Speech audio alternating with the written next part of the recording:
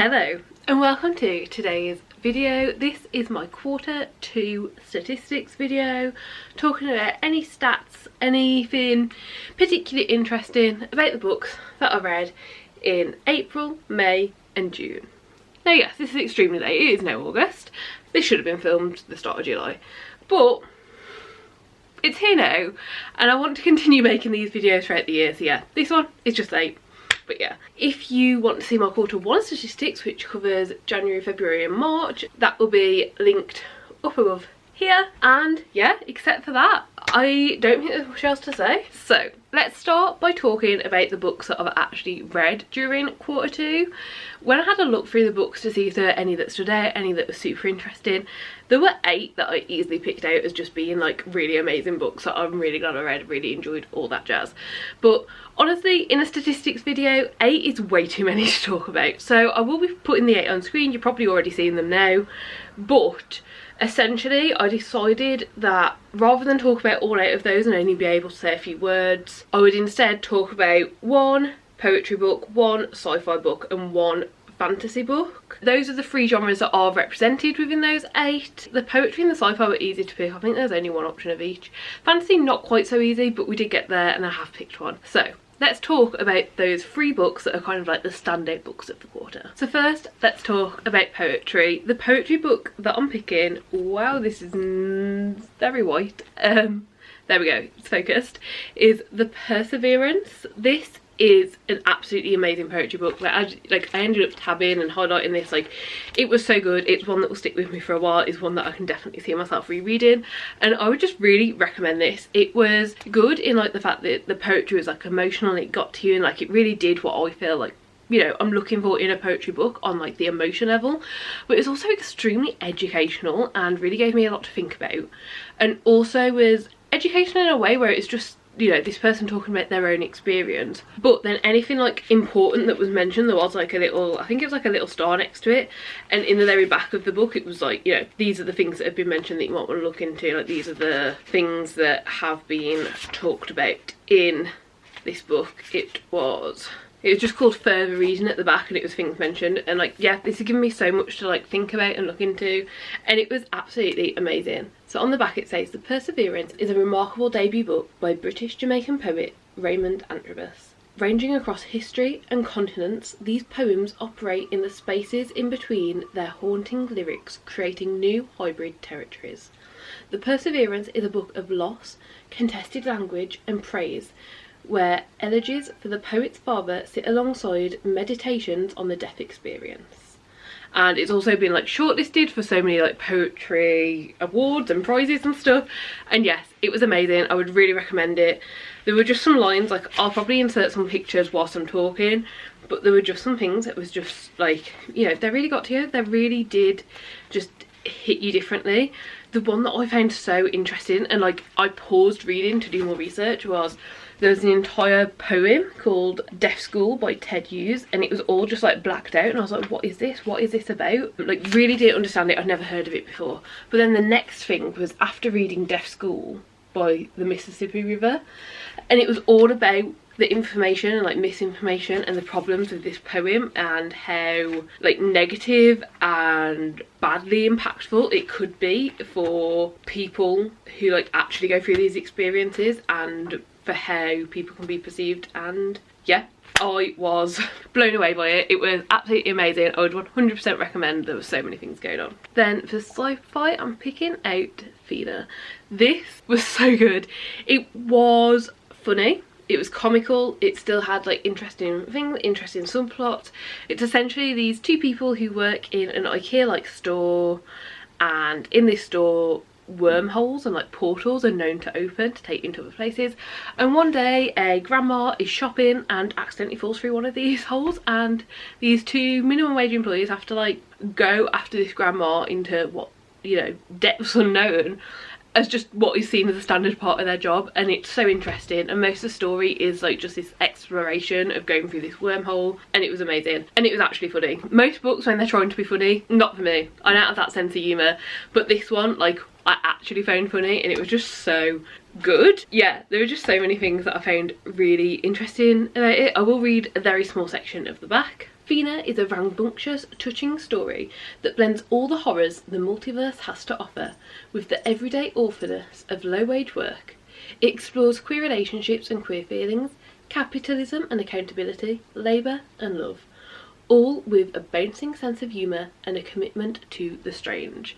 And I feel like that explains it very, very well. And then fantasy. There were so many amazing fantasy that I could have picked from, you know, like in that original image you saw there were so many, and honestly I could have picked any. Depending on the day I could have picked a different one, but the reason I've gone for Airy, which is what I've decided to pick to talk about today, is also because this one just seems to be the least well known out of the others, and it 100% stands up and can contend with these other books and these other series that we are seeing. And because it's less well known about, I'd rather talk about this one than one that, you know, like is talked about all the time. You'll probably see others from this list in my like top books of the year, but for now this is the one that I feel like deserves a bit more hype than it has, honestly. So Airy is a fantasy romance, but it very much is fantasy. The romance is in the background in this book. I do think it will be more prevalent in the next book, but I haven't got to that one yet. And we follow a disgraced knight who needs to go and run this prison, and then a prince, which I don't know if that's a spoiler or not. I mean, I guess it isn't because it's on the back, it says a prince. But yeah, but this prince is a prisoner at this prison, and we kind of see them interact and we see how things go. And through this we learn about multiple types of people, we learn about the politics of the land and why these different things are happening. We see how this prison has been run before, how this new like warden essentially wants to run the prison. We see lots of different things, and the majority of this book does take place in the prison, but it's very, although it's dark and dingy at times, it's also very light. And we see a friendship and then potentially even a romance blossom that just feels very natural and then very honest, but at the same time getting equally as much information about this world and the things that we need to know to like keep exploring and keep making things better. And it was just so good. I really thoroughly enjoyed it. And yeah, I mean, it's also absolutely stunning, in case you haven't caught a glimpse of the cover. Like, so good. So yeah, that is the fantasy I'm picking for the best of the second quarter. Okay, so now I've told you about those three, let's talk about the amount that I've read. And I'm going to stay to the side so I'm able for the rest of this video put in images and graphics that will be easy and nice to see. So in April I read 17 books, in May I read 10 books, and in June I read 28 books, which in total is 55 books in quarter two, which is really good. I'm really happy about. And then in terms of page count, in April I read 2,794 pages, in May I read 4,329 pages, and in June I read 11,250 pages. So the total of this is 18,373 pages in quarter two, which honestly sounds pretty insane to me. I don't know how that compares, like I don't know if that is actually average, but that seems like a lot of pages. Like the amount of books doesn't seem that many, like it does seem like a lot, but not like obscenely a lot. The pages seems obscenely a lot. So yeah, I'm going to be really curious to like compare all of these quarters at the end of the year. Okay, and then to talk about the rest of the statistics, there's a lot less than there was in quarter one because I've been crap at keeping track of a lot of things. I will at some point spend an entire day and go through and like track the things that I do want to track overall, because I do want to use them at the end of the year to kind of analyse my reading and see how I'm doing in these things. But these are things that don't really matter day to day to me, and they're not really mattering in my reading. So there's a lot less than quarter one, but there's still a few different pie charts and things to look at that I do find very interesting. So first of all, reading method. This looks very different than normal because I got a Kindle Unlimited subscription at one point. I think late May was when I got it, I'm pretty sure. So I actually ended up reading a lot more ebook than anything else. There is a total of 9 physical books read, 12 books that I read mixed, so any of the 3 combined, then 8 books that I read just as audio, and then 26 books that were read as ebooks. Now this does not look normal at all for me. I don't know how this is going to continue on changing and evolving throughout the year, whether it's going to stay this way and this is the like evolution of my reading and it's going to be a lot more ebook, or whether we're going to go back to normal but just with a few more ebooks intertwined. Really don't know right now, but I'm really curious to find out. Then we have age rating, and I do feel like this this looks different, but I think the main reason it looks different is because I've read so many ebooks, so the age categories are way more specific. In bookshops, when you're buying physical books, they're normally split up into YA and adult, but they're not split up any further than that. Whereas in ebook, I do find the category of new adult to actually be like prevalent and actually be there and be easy to find. So in total, I read 15 young adult books, 22 adult books and 18 new adult books. So pretty even spread throughout, like slightly more adult, slightly less young adult, and I feel like it's going to keep going that way, you know, the older I get. I'm like 26 now, so like it makes sense that the young adult are going to keep going down and the adult's going to keep going up. But yeah, actually being able to find new adult books easily on ebook has been really great, and yeah, I do definitely enjoy the genre and would like to continue reading it. Then I'm not going to talk too much about the genres. You'll see this pie chart here, it looks pretty crazy. Obviously what we can see is that fantasy is just, you know, the majority of what I read.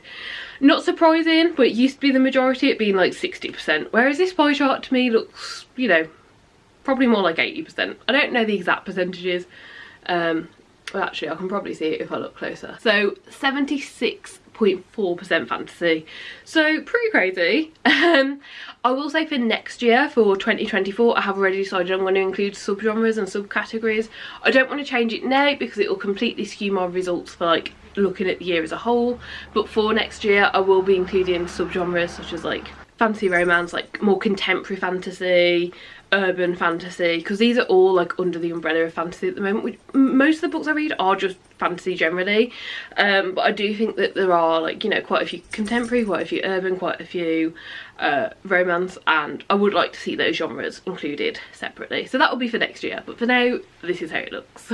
And then star ratings. I'm not really going to talk about this pie chart again, but as you can see, it's pretty evenly split. I am learning more about my reading taste, I'm learning more about what I want to read, and I'm relatively happy with how this looks. I'm relatively happy with my star ratings. Obviously I'd prefer to be more higher, less lower, but so far for the year there's less low and there is more high, and you know, I just hope that it keeps going. There have been a few complete flops this year, but overall I feel relatively good about it. To be honest, what I'd like the most is for there to be less mediocre. There's a lot of like 2.5 and 3 stars, and honestly I would rather have a book that I hate and have a lot to talk about with it, like, you know, like I hate it for valid reasons, than have a lot of these like 3 stars where it's just like, it was fine, that's it. So yeah, that is what I'm kind of hoping for going forwards. Well, not more that I hate, more that I love, but also less mediocre. Then the last 2 pie charts that we're going to look at, just because I think they're interesting to look at, is a breakdown of standalone versus series reading. As you can see from the pie chart, only 10.9% of the books that I read are standalones, at least during quarter 2.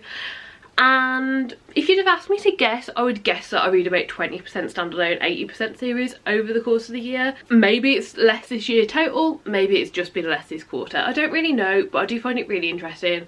And honestly, I'm more pulled into series, but I do still really like both. That's just where my reading's been going right now. I would be interested in reading more standalones. If you have any like major standalone recommendations, or it's like these are amazing, it's just one book, you can read it and be done with it, leave them down below. But yeah, overall mostly series. And then the final pie chart to look at, which I don't think I normally show, but I'm finding it really interesting to look at because I've introduced new reading methods into the mix here, is I got the book, how I actually like acquired it.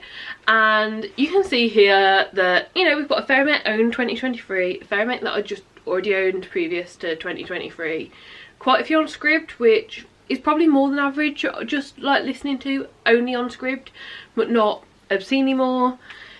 And then we've got a couple from websites. This is when there's like short stories and it's like, oh, like in between this book and this book, if you want like a free short story, you can go to my website and read it here. That's what those are.